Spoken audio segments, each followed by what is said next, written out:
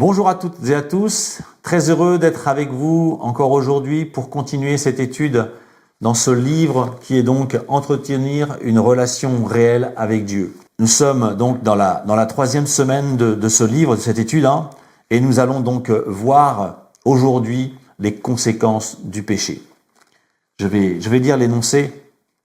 Nous avons vu que selon la parole de Dieu, nous sommes tous pécheurs et esclaves du péché.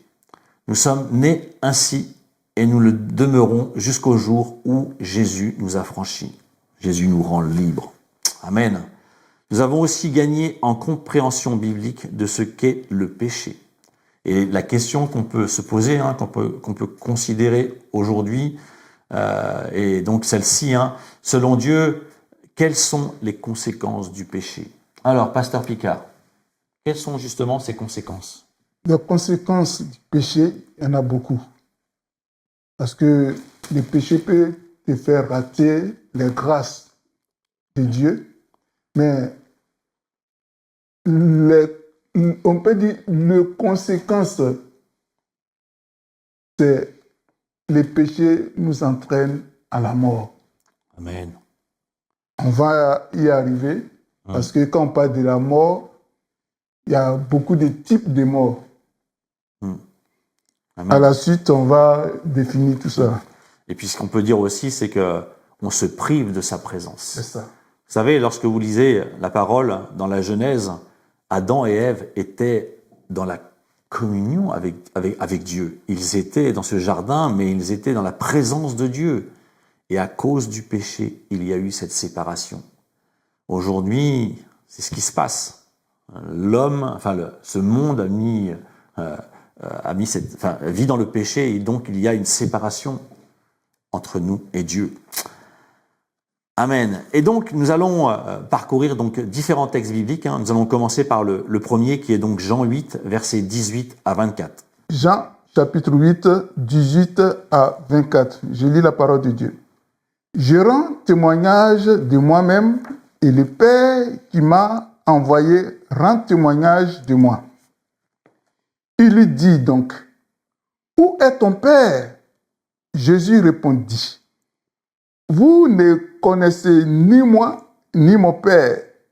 Si vous me connaissiez, vous connaîtriez aussi mon Père. » Jésus dit ces paroles enseignant dans le temple au lieu où était le trésor et personne ne le saisit, parce que son heure n'était pas encore venue.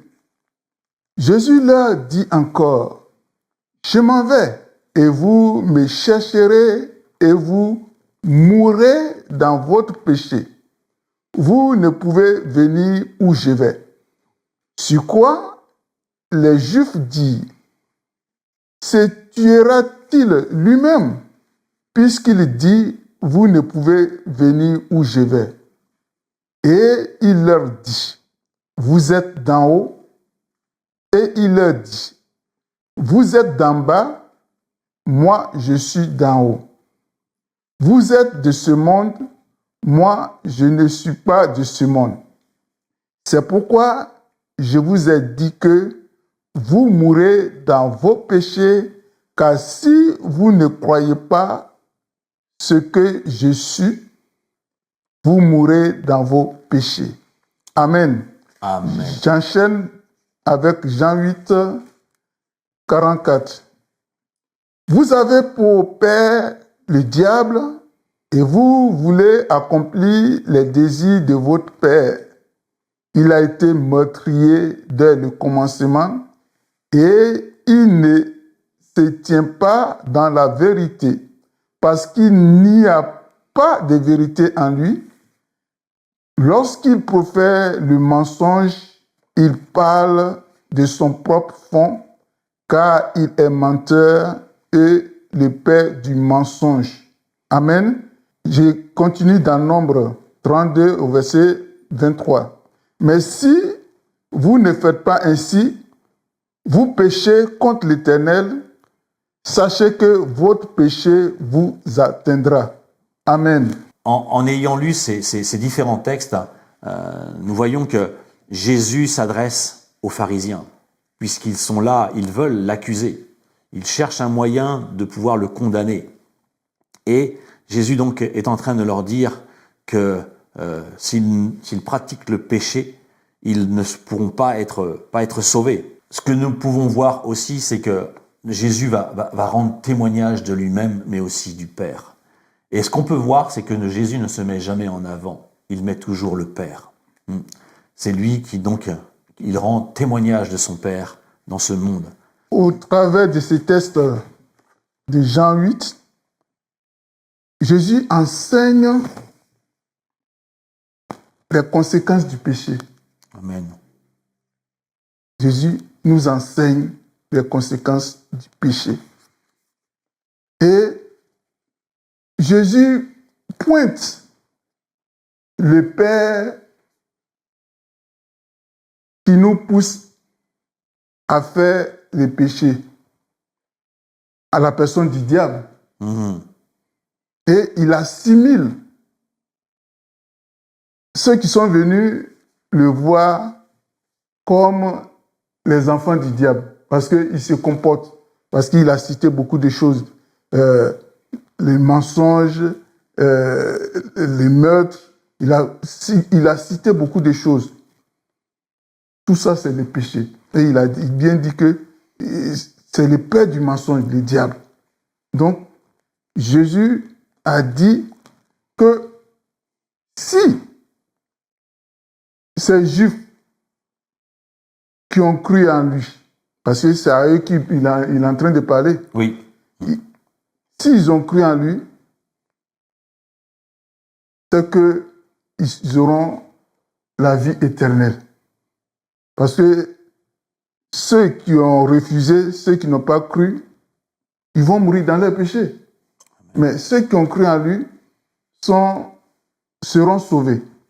Ceux qui n'ont pas cru vont mourir dans leur péché. Ceux qui ont cru en lui seront sauvés. Et c'est vrai, c'est ce que nous pouvons voir dans ce verset 24, dans Jean 8, verset 24, où Jésus leur dit, c'est pourquoi je vous ai dit que vous mourrez dans vos péchés. Donc s'ils n'acceptent pas Jésus comme Seigneur et Sauveur, celui qui nous le rend la liberté, qui nous affranchit, mourront dans leurs péchés. Car si vous ne croyez pas ce que je suis, vous mourrez dans vos péchés. Donc aujourd'hui, à travers la parole de Dieu qui nous parle de cet amour que Dieu a pour les hommes et les femmes, pour l'humanité, de ce qu'il a envoyé son Fils afin que nous puissions avoir ce salut qui donne gratuitement, c'est de croire en lui. C'est de croire, puisque c'est ce que Jésus va dire. Si vous ne croyez pas ce que je suis, Jésus est tout pour nous. Jésus est le Fils de Dieu, mais il est aussi notre Seigneur, notre Sauveur, notre Maître. Et il nous a donné l'exemple lorsqu'il est venu sur la terre, lorsqu'il nous parlait du Père, il nous a apporté cette bonne nouvelle. Et aujourd'hui, nous pouvons remercier le Seigneur de ce qu'à travers sa parole de Dieu, sa parole, nous pouvons donc apprendre à le connaître et à le suivre. Et dans ce deuxième passage, Jean 8, verset 44, qu'est-ce que Jésus donne à ces pharisiens? Jean 8, 44. Il va vraiment très fort Voilà. dans cette discussion avec eux. Il allait, ça dit, les pharisiens, ce qui est bien chez Jésus, quand tu n'es pas trop spirituel, il parle doucement avec toi. Mais quand tu te crois connaître, lui aussi, voilà, la Bible nous dit que la parole de Dieu, c'est une épée à double tranchant. Donc, il y a des fois, vous allez avoir l'impression, comme Jésus dit. Mais voilà, parce que quand on parle des pharisiens, bon, ce sont les docteurs de la loi. Donc, Jésus, déjà même, ils ont refusé même de l'accepter comme fils de Dieu. À plus forte raison, comment ils peuvent l'écouter. Et ce qui est marrant, c'est qu'il les a assimilés aux diable. Et il a dit, vous avez pour père le diable qui est le père du mensonge. Donc, vous voyez, vous qui mentez, il n'y a pas de petits mensonges. Un mensonge est un mensonge que Dieu condamne. Amen. Amen. Et c'est vrai que il est tranchant dans ce qu'il dit, puisqu'il sait à qui il a affaire. Quand il parle à ces hommes, à ces pharisiens, qui sont justement des docteurs de la loi, qui sont des enseignants de la parole mosaïque, la loi de Moïse, de l'Ancien Testament, ils sont là pour enseigner le peuple, mais Jésus va plus loin. Jésus sonde les cœurs, il sait exactement ce qu'il y a dans leur cœur. Et là, c'est pour cela qu'il va être tranchant et qu'il va leur dire, vous avez pour père le diable. Parce qu'il refuse de reconnaître Jésus comme fils de Dieu. Et c'est ce qui va amener Jésus à la croix, puisque c'est par eux, c'est par leur condamnation que Jésus va mourir pour nous. Amen. Et donc dans ce dernier passage, Nombre 32, verset 23, qu'est-ce que nous dit ce texte? Ce texte nous dit que le péché ou les péchés que nous commettons va un jour nous atteindre. Comme Galate pouvait dire, ne vous y trompez pas, on ne se manque pas de Dieu. Ce qu'un homme aura semé, il le moissonnera aussi. Je te prends, bien-aimé, l'exemple de David. Dans 2 Samuel chapitre 11 jusqu'à 2 Samuel chapitre 18, David a commis l'adultère avec Bathsheba, la femme d'Uri, et il a fini par faire assassiner Uri. Il a commis un péché que Dieu n'a pas aimé. Et ces péchés l'ont atteint. Premièrement, Amnon, qui est fils de David, a couché avec Tamar, qui est fille de David. L'inceste dans la famille. Oui. Ce qu'il a commis, l'adultère qu'il a commis en cachette, Dieu a révélé ça au monde, dans sa famille. Après ça, Amnon a été assassiné par Absalom. Le sang qu'il a fait verser, le sang d'Uri qu'il a versé, le sang est rentré dans sa famille. Lui-même, David, il a été chassé du trône par son propre fils, Absalom, qui a couché avec ses femmes. Il a couché avec les femmes de son père. Tes péchés t'atteindront toujours. Et quand on continue, Absalom, pendant la guerre, a trouvé la mort. Plus loin, il y a un fils de David qu'on appelle Adonijah, qui était l'aîné de Salomon, qui luttait le trône avec Salomon. Mais Salomon, pour conserver le trône, a fait assassiner son propre frère, son grand frère Adonijah. Donc, le péché que David a commis l'ont atteint. À cause de ça, Dieu nous dit de faire très attention dans notre vie, dans notre marche avec lui. Amen. Donc, ce que la parole de Dieu dit et ce que tu viens de nous expliquer nous montre que le péché, lorsque nous pratiquons le péché, il y a des conséquences. Il y a toujours des conséquences. Des conséquences dans notre vie, mais ça peut être aussi des conséquences sur notre descendance. C'est ça. Et donc, c'est très, très important. Très important. Nous devons faire attention. Amen. Dans ce livre, nous avons une petite note qui est très, très intéressante, qui concerne donc ce texte que nous avons vu dans Jean 8, verset 24. Et cette note nous dit, quand Jésus déclare aux Juifs qu'ils doivent croire qui il est, donc je suis, il fait allusion au nom que Dieu utilise en parlant de lui-même dans le livre de l'Exode dans l'Ancien Testament. C'est le nom que Dieu a donné à Moïse quand celui-ci lui a demandé de s'identifier par son nom au buisson ardent. Ainsi, Dieu a répondu, « Je suis. Voilà mon nom pour l'éternité. Voilà mon nom de génération en génération. » Autrement dit, Jésus affirme aux Juifs qu'il est Dieu, qu'il est un avec le Père. Amen. Amen, amen. Donc, nous pouvons remercier le Seigneur pour cette parole et de voir aussi comment il a su parler à ces pharisiens sur le fait de pécher devant Dieu et les conséquences que le péché peut avoir dans notre vie. Donc, vraiment, que Dieu nous aide à mettre en pratique sa parole et en nous éloignant donc de tout péché. Donc nous avons aussi différents textes qui nous parlent justement des conséquences du péché. Vous pouvez aller dans 1 Corinthiens 6, versets 9 à 11, où justement Paul va donc donner à l'église de Corinthe toute une liste de péchés qui ont des conséquences. Lorsqu'il parle au verset 9 que ni les débauchés, ni les idolâtres, ni les adultères, ni les efféminés, ni les homosexuels, les voleurs, les cupides, les ivrognes, les outrageux, les ravisseurs n'hériteront du royaume de Dieu. Pourquoi ? Parce que ce sont des personnes qui vivent dans le péché. Et c'est ce qu'il va dire. Il va dire, c'est là ce que vous étiez avant de venir à Christ. Et nous pouvons remercier le Seigneur de ce que nous aussi, nous vivions dans le péché autrefois. Et aujourd'hui, dans son amour, Dieu nous a rachetés. Et aujourd'hui, il nous a fait sortir de cette vie du péché.